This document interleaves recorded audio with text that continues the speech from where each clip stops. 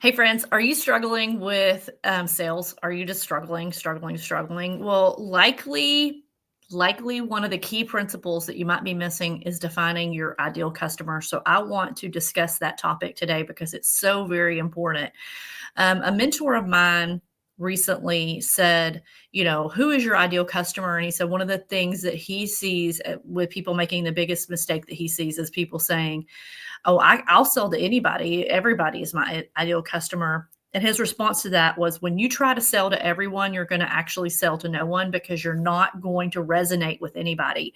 So it's so very crucial to your business that you identify and you understand your ideal client. So I'm going to help you with that today. There is going to be a worksheet that you can download that will help you with it, but we're going to talk it through. And then what I want you to do is print off the worksheet and go through it and help yourself identify who your ideal client is. So this is a part of my Boring Breakthrough group coaching course. So if you're watching this on YouTube, you can get a 7-day free access to that course where you can watch this lesson over. You can download that worksheet, and you can also look through every single lesson. You can take every lesson. If you really hunker down, you can take that 7 days for free and do everything in there. Or you can, after 7 days, decide to stay on and learn more from me at that time. So anyway, let's get back to the topic at hand, which is defining and understanding your ideal client. Again, we want to really narrow it down as defined as possible, so that you attract the right people. Okay. So identifying your ideal client, number one is you want to start by assessing your product or service. So start by listing out problems of your problems that your product or your service solves. That would be number one. The next step is to create an ideal client profile. That's where you're going to look at things like what gender are they? How old are they? What type of things are they interested in? Psychological behaviors, those kind of things. Number three would be to analyze your current customers. Who are they? Why did they choose you? Those kind of questions. Number four is you want to identify pain points. So again, that's kind of ties into number one is, what is their pain problems are you going to be solving for them? This is not difficult stuff, guys, but so important for you to do. And number five is you want to determine that what motivates them. And if you want to know what motivates your ideal client, one of the things that might help you, this really has helped me over the years, is your ideal client is usually you. It's you a year ago, 5 years ago, 10 years ago. So what type of information or content were you looking for when you joined your company or when you launched your program? What did you need? Become that person that solves the problem that you had, and everything will make sense. Okay. So step number, we've talked a little bit, and that worksheet's going to help you answer it's going to ask you a lot of questions so you can really niche down who your ideal customer is. But let's talk for a minute about where you can access those clients. So this is where you're going to take notes. It's not a part of the worksheet. But definitely take notes on this. So choosing the right platform is extremely important whenever you're marketing your product or your service or yourself or whatever. So let's talk for just a second about the most popular platforms and what type of people are going to those platforms, because it's really important that you utilize the platform that's right for your business. Okay. So Facebook is great for older audiences. 35 years old or older is usually who is logging into Facebook and wanting to be on Facebook. It's good for community building and in-depth discussions. Facebook used to be great for live videos. I don't see as much success with live videos anymore. The type of content that does best for me on Facebook, and I have a whole other module on my Facebook tips. So make sure you check that out as well within the course. The thing that works best for me is written content. So number one, watch the storytelling module under sales tactics. And number two, go watch the Facebook tips if you want to learn more about Facebook. It's just part. I'm not going to go over all those things when I've already made content on it or already made course modules on it. Okay, number two would be Instagram. Instagram is ideal for visually driven content targeting younger adults ages 18 to 35. I'll be honest with you, I have never been able to get into Instagram. I'm not an Instagram guru. I'm not your girl, but you can easily go to YouTube and find ideas for Instagram. If you're selling a product, especially targeted towards women, shopping type items, clothes, makeup, that kind of thing, Instagram, weight loss, any of those areas, Instagram's definitely going to be your jam. Number three is TikTok. I think TikTok's pretty much excellent for any market. You have young people, 18 years old on there, all the way up to 80, 90-year-olds on TikTok. So there is a place for everybody. TikTok, whenever you make content for TikTok, again, I have a whole TikTok module. So you can go over there to the TikTok tips module and look at that. But TikTok is excellent for engaging with short videos, and then you direct them to your content via your link in your bio or a conversation that you start with them. So the trick with TikTok is just being able to capture their attention. That's it. And you just have to play around with it and figure out what works for you. But it's pretty much any age group you can succeed on TikTok. And here's one thing I do want to say about TikTok, though. A lot of people get caught up with, I only have 100 followers, I only have 1,000 followers. That does not matter. That does not matter. Regardless of how many followers you have, when you make new content on TikTok, TikTok will push your video out. It's called the FYP, the For You page. It's going to push every single person who makes any content out to the same number of people, somewhere between 50 to 200 people. It will push that video out. Depending on how that video responds to those people, it pushes it out to more. And depending on how those people respond, do they like it? Do they favorite it? Do they comment? Do they share it? Depending on how big of a problem you are solving or how entertaining you're being, just if you're meeting those criteria, it doesn't, like I said, it doesn't matter if you have 100 followers or you have 1 million followers. We all get the same chance on TikTok. So if you haven't utilized TikTok, consider it. I still think it's a really great thing. I'm hoping today is January 2nd, 2025, and I'm hoping and praying that it doesn't go away here in a few weeks, but because I love me some TikTok. Okay, now the next one is LinkedIn. LinkedIn is perfect for professionals and business to business marketing. The age group for LinkedIn is usually somewhere between 30 and 50 years old. Again, I have not promoted that much on LinkedIn.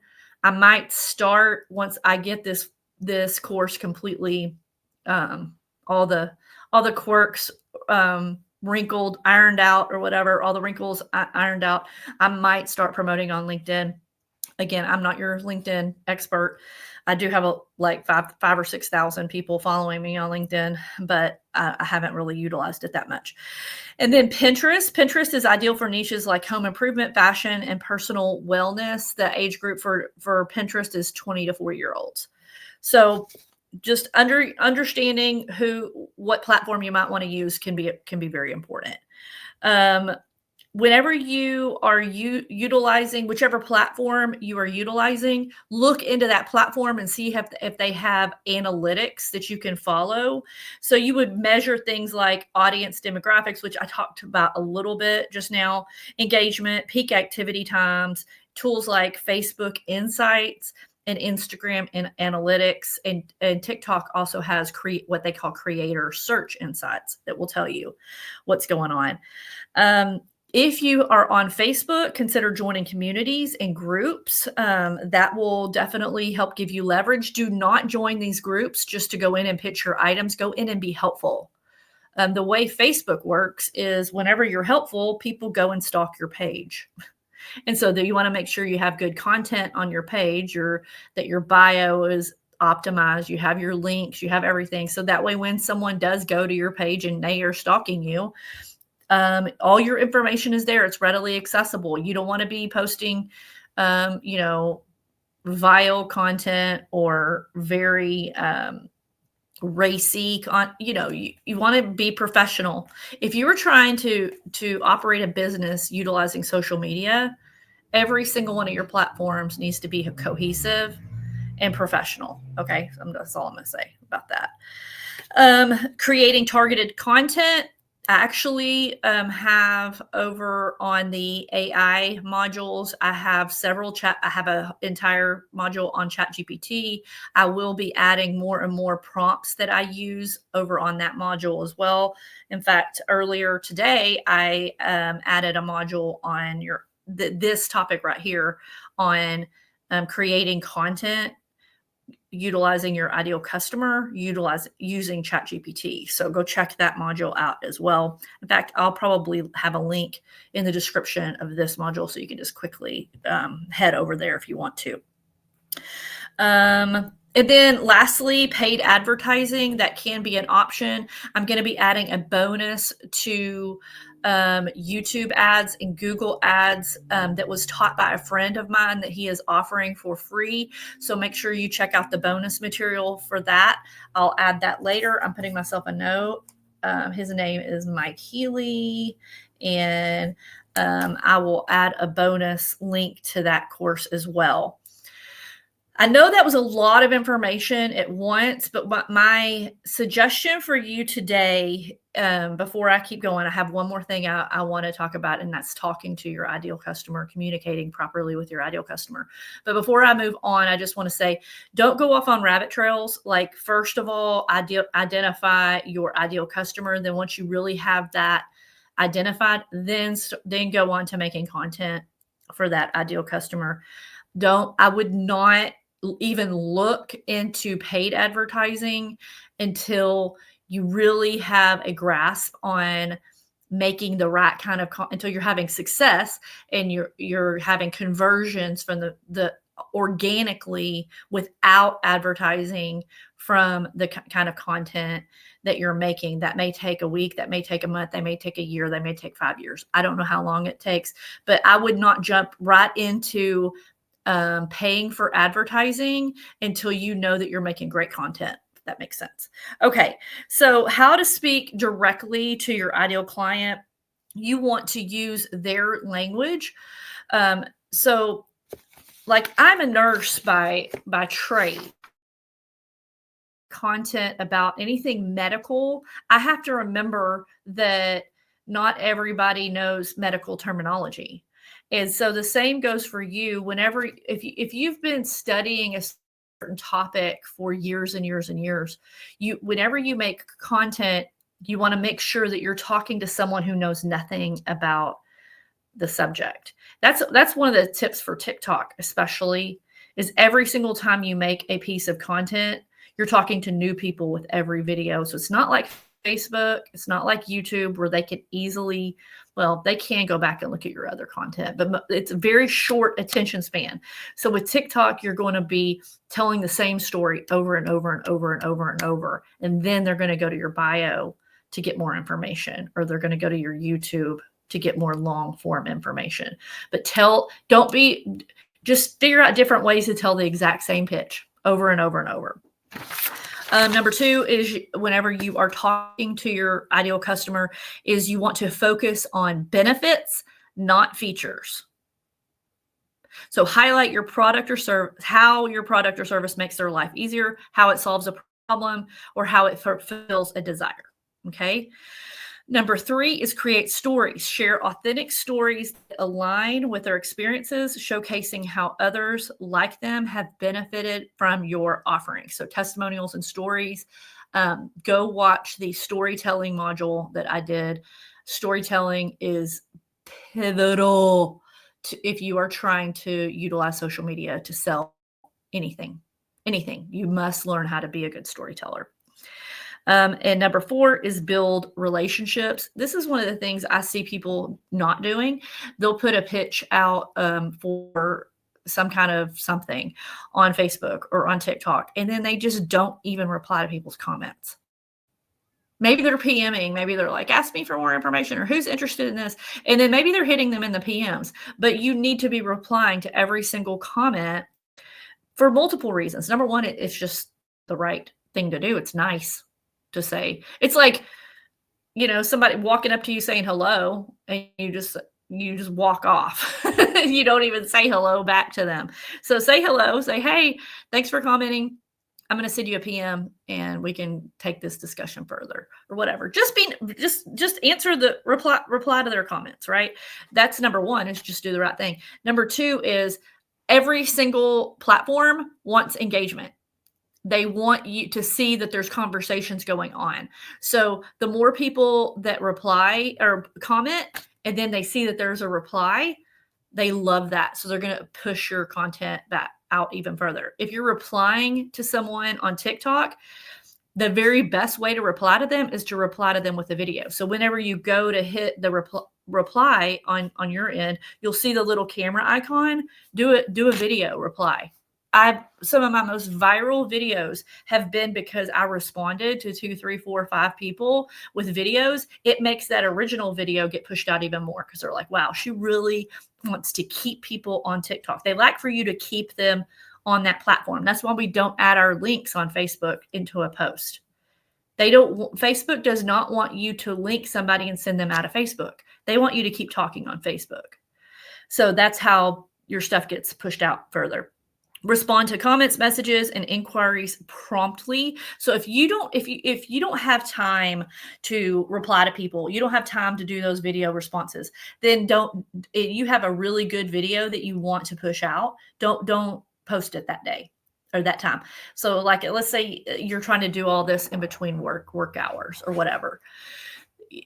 If you're going to post a video during your lunch hour, post it at go ahead and pre-record it, have it in your drafts folder, have it in your phone, post the video at the very beginning of your lunch, eat your lunch. And then when you finish eating your lunch, go back and see if there's any comments and go ahead and start replying. So see what I'm saying? Like, don't post something and then go completely MIA for hours and hours and hours, leaving people high and dry. That those AI bots, the algorithms, are watching to see if you're going to be replying to those comments quickly. Now, you don't have to be completely glued to your phone 24/7. So if you reply pretty promptly immediately after posting and then wait a couple hours, come back and reply again, that's okay. But immediately after the video, you want to try to be as prompt as possible with the commenting and just showing genuine interest in their needs. Just be nice, right? So that's the end of this module. I hope this was very helpful in you defining and understanding your ideal client. And remember to download that worksheet within the Boring Breakthrough community. And again, if you would like a free 7-day trial to that, the link will be in the description down below. So I hope you enjoyed this little training on defining your ideal client.